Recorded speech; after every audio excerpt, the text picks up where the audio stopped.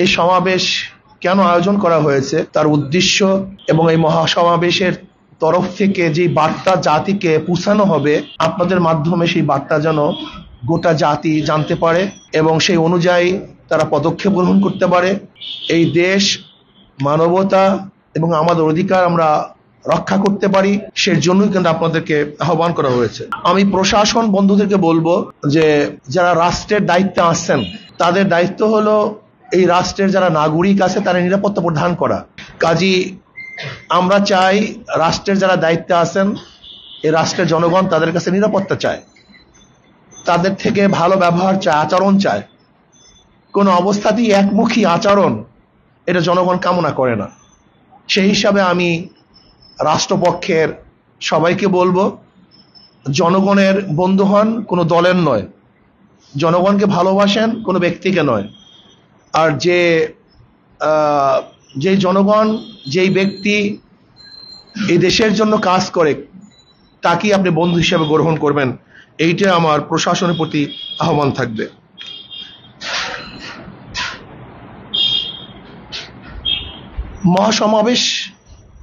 মহাসমাবেশই আগামী কাল যে মহাসমাবেশ হবে, তার থেকেই পরবর্তী ইসলামী আন্দোলনের কি কর্মসূচি ইনশাআল্লাহ সেখান থেকে ঘোষণা করা হবে মহাসমাবেশ থেকে। যে যতক্ষণ পর্যন্ত মহাসমাবেশ সমাপ্ত না হবে ততক্ষণ পর্যন্ত আমরা সংখ্যামুক্ত নই। কখন সরকার কি পরিকল্পনা করে তা তো জানা যায় না। এর জন্য সমাবেশ আলহামদুলিল্লাহ যদি সুন্দর মতো বাস্তবায়ন হয়ে যায়, সমাপ্ত হয়ে যায়, মানুষজন নির্বিঘ্নে নিরাপদে বাড়িতে ফিরতে পারে, তখনই আমরা সংখ্যামুক্ত হব। এর আগে আমরা সংখ্যামুক্ত নেই।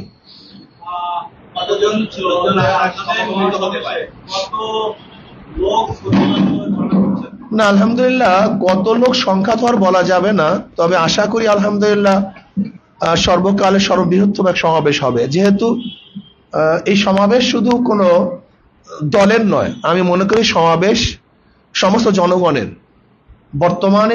বর্তমান পরিস্থিতিতে সকল জনগণের সমাবেশ। এই সমাবেশে জনগণ যত বেশি উপস্থিত হবে, ততই আমাদের মুক্তি, আমাদের অধিকার বাস্তবায়ন হবে।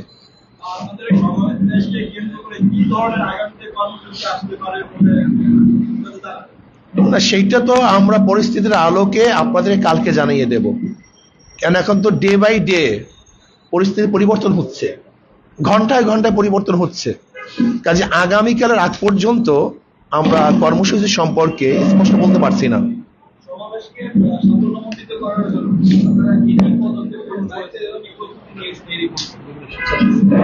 ওইটা বন্ধ করেন, এটা বন্ধ করেন। আলহামদুলিল্লাহ সমাবেশ বাস্তবায়ন করার জন্য আমরা জেলায়, থানাগুলিতে আমরা সফর করেছি, পোস্টার লিফলেটের ব্যবস্থা করেছি, দাওয়াতি কার্যক্রম করেছি, লিফলেট বিলি করেছি। এরপরে আলহামদুলিল্লাহ আমরা স্বেচ্ছাসেবক সেখানে নির্ধারণ করেছি, যে সমস্ত স্পর্শকাতর এলাকাগুলি আছে সেখানে আমরা স্বেচ্ছাসেবক দেব এবং মাইকিং আমরা করছি। তারপরে অনলাইন ভিত্তিক আমরা প্রচারের ব্যবস্থা করছি, ব্যক্তি ম্যান টু ম্যান আমরা দাওয়াতি কার্যক্রম করছি। অর্থাৎ সমাবেশকে বাস্তবায়ন করার জন্য সমাবেশের আগে যতগুলি পদক্ষেপ গ্রহণ করার প্রয়োজন, আলহামদুলিল্লাহ আমাদের সাধ্য অনুযায়ী সমস্ত পদক্ষেপগুলি আমরা গ্রহণ করেছি। 10টা থেকে শুরু হবে আশা করি, তবে ইনশাআল্লাহ আশা করি মানুষজন ফজরের পরেই চলে আসবে, আর 10টায় শুরু হবে। আপনি বললেন সংবাদ কর্মীদের আহ্বান জানালেন যে তারা তাদের মধ্য দিয়ে আসলে আপনার সমাবেশের বার্তা যেন সকল জায়গায় পৌঁছে দেয়, তাদের অনেক দায়িত্ব। আমরা লক্ষ্য করেছি এর আগে সমাবেশকে ঘিরে সংবাদ কর্মীদের উপর হামলার ঘটনাও ঘটেছে। আপনাদের জায়গা থেকে আপনাদের সমাবেশে যারা আসবে তাদের প্রতি আসলে আপনাদের কোনো নির্দেশনা থাকবে কিনা? সমাবেশকে ঘিরে সংবাদ কর্মীদের সঙ্গে যে বিভিন্ন জায়গায় সংঘাতের তৈরি করা হয়, এটি আসলে আপনাদের জায়গা থেকে তৃণমূলে তা তো আমরা বলছি যে আমাদের স্বেচ্ছাসেবক বৃন্দ থাকবে, তারা তাদের সাধ্য অনুযায়ী চেষ্টা করবে। আর আমি প্রশাসনকে বলবো, প্রশাসনের দায়িত্ব হলো নিরাপত্তা প্রদান করা। প্রশাসনের দায়িত্ব হলো আমাদের জান মালের নিরাপত্তা প্রদান করা।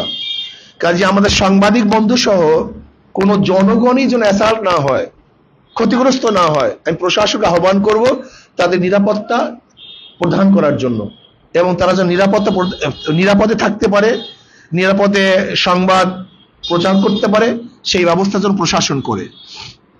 আপনারা নির্বাচন কমিশন এই মহাসভা করছেন, তার একটা 4 নভেম্বর নির্বাচন কমিশন নিবন্ধিত সব রাজনৈতিক দলকে ডেকেছে আগামী নির্বাচনের পরিকল্পনা নিয়ে আলোচনা করতে। কি বলবেন নির্বাচন কমিশন কাকে নিয়ে সে করবে? সে সংলাপটা করবে কাকে নিয়ে? মির্জা ফখরুল ইসলাম আলমগীর সে কারাবদ্ধ, তারপরে মির্জা আব্বাস সেও কারাবন্দী, আলাল সে কারাবন্দী, ধরুন বিরোধী দলের বড় বড় নেতারা তারা কারাবন্দী। তাদেরকে কারাবন্দী করে নির্বাচন কমিশন কার সাথে সংলাপ করবে? এরপরে নির্বাচন কমিশনের তো আমরা বাতিল চাই, তার সাথে কিসের সংলাপ? সে তো মানুষের মৃত্যু কামনা করে। বর্তমান নির্বাচন কমিশন তো মানুষের মৃত্যু কামনা করে, আর যেই ব্যক্তি মানুষের মৃত্যু কামনা করে তাদের সাথে কি সংলাপ করব? কাজে আমরা এই অবৈধ নির্বাচন কমিশন বাতিল চাই। কাজে তার সাথে তো আমরা সংলাপে যাব না, বরং তাকে বাতিল করতে আমরা বাতিল করার জন্য তো এই সমাবেশের আয়োজন করেছি। বেশ কয়েকদিন ধরে বিরোধী দলগুলো অবরোধ এবং হরতাল পালন করছে, আপনাদের কোনো ভূমিকা দেখা যায়নি? আপনারা কি আদালত করতে এরকম গুঞ্জন শোনা যাচ্ছে? দেখেন, আপনারা আগেই দেখেছেন যে নিরপেক্ষ, নির্দলীয়, গ্রহণযোগ্য নির্বাচনের ব্যাপারে আমরা সবাই ঐক্যমত। এই ব্যাপারে প্রত্যেক স্টেজ থেকে একই বক্তব্য আসছে, কিন্তু এখন পর্যন্ত যুগপৎ আন্দোলন আমরা অংশগ্রহণ করি নাই। কিন্তু আমরা আগেই বলছি আমাদের দাবির উপরে প্রত্যেকের ঐক্যমত আছে, কিন্তু কর্মসূচিতে আমরা সবাই ঐক্যমত এখনো পোষণ করি নাই। যেহেতু করি নাই, সেহেতু অন্য দলের সাথে আঘাত করা বা অন্য কিছু বলা এই সমস্ত প্রশ্ন উঠতে পারে না। এটা তো স্পষ্ট। ভবিষ্যতে কি হবে তা তো এখনো বলা যায় না। ভবিষ্যতে একসাথে কর্মসূচি হবে কি হবে না তা এখন আমরা বলতে পারি, সময় বলে দিবে।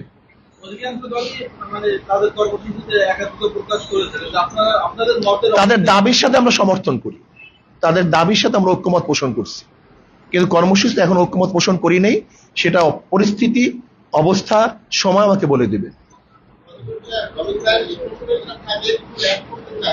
আপনারা বললেন যে বড় বিরোধী দল বিএনপি তাদের নেতাদেরকে আটক করে রেখেছে, তাদের সাথে সংলাপের কোনো আশা নাই। এর সাথে আপনারাও একটা দল, রাজনৈতিক দল, বিরোধী দল, আপনাদেরকে যদি ডাকে তারা রবিবার সবাইকে ডাকবে, আপনাদেরকে ডাকলে আপনারা পার্সোনালি যাবেন কিনা অন্য দলের মধ্যে? আপনারা না, তো আমরা বলছি যে আমরা তো এই নির্বাচন কমিশনকে অবৈধ বলি, তার বাতিল চাই, যা পদত্যাগ চাই, বাতিল ঘোষণা করার জন্য আহ্বান করছি সরকারকে, এবং যাকে আমরা নিরপেক্ষ মনে করি না, এবং যেই নির্বাচন কমিশন মানুষের মৃত্যু কামনা করে তার সাথে আমরা সংলাপে যাব না।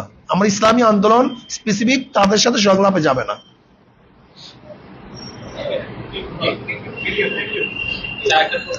জি,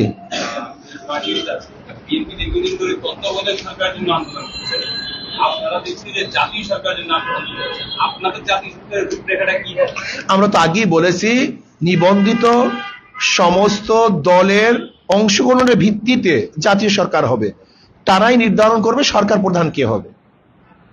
এটা সহজ। নিবন্ধিত সমস্ত রাজনৈতিক দলের অংশের ভিত্তিতে জাতীয় সরকার হবে, তারাই নির্ধারণ করবে এই তত্ত্বাবধায়ক সরকারের বা জাতীয় সরকার প্রধান কে হবে। আর আমরা সম্প্রতি আন্দোলন করতে গিয়ে যে সমস্ত নেতা কর্মীরা অবৈধভাবে জেলে আছে তাদের মুক্তি কামনা করছি। আমি সরকারকে আহ্বান করব, অবৈধ সরকারকে আহ্বান করব, তারা যেন যারা দেশের কল্যাণের জন্য, জাতির কল্যাণের জন্য, রাষ্ট্রের কল্যাণের জন্য নিরপেক্ষ নির্বাচন মানুষ যেন তাদের ভোট দিতে পারে, এই অধিকার বাস্তবায়নের জন্য যারা আন্দোলন করছে তাদেরকে গ্রেফতার করবেন। এই জাতি সহ্য করবে না। হয়তো অস্ত্রের মুখে, আপনি যেরকম ডাকাত অস্ত্রের মুখে মালিককে সামান্য সময় বন্দী করতে পারে, কিন্তু এর স্থায়িত্ব হয় না। আজকে আমি সরকারকে বলবো, আপনি অস্ত্রের নলে মানুষকে দমাতে পারেন, কিন্তু এটা স্থায়িত্ব হবে না। এদেশের মানুষ একদিন জ্বলে উঠবে, তারা আন্দোলন করবে, সংগ্রাম করবে, তাদের অধিকার বাস্তবায়ন করবেই করবে ইনশাআল্লাহ। আজকে দেখেন সাংবাদিক বন্ধু এই সংবাদ প্রচার করতে গিয়ে আজকে সে দুনিয়া থেকে বিদায় হয়ে গেছে। আমি তার রুহে মাগফিরাত কামনা করছি। যে পুলিশ ভাই দুনিয়া থেকে বিদায় হয়ে গেছেন, যে সাধারণ এক কর্মী দুনিয়া থেকে বিদায় হয়ে গেছেন, তাদের রুহে মাগফিরাত কামনা করছি। এবং যারা এই কাজ করছে নিরপেক্ষ তদন্তের ভিত্তিতে তাদেরকে বিচার করা হোক, এই দাবিও আমরা জানাচ্ছি।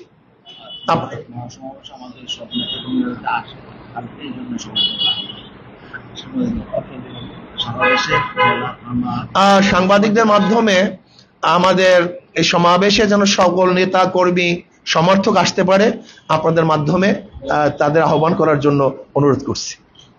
আসসালামু আলাইকুম ওয়া রাহমাতুল্লাহ। আপনাদের সবাইকে ধন্যবাদ।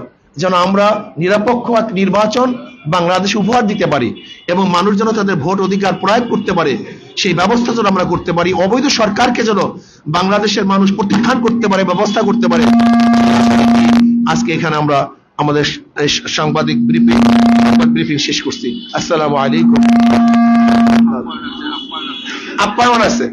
সাংবাদিক বন্ধুগণ, অসংখ্য ধন্যবাদ। আপনারা কষ্ট করে আমাদের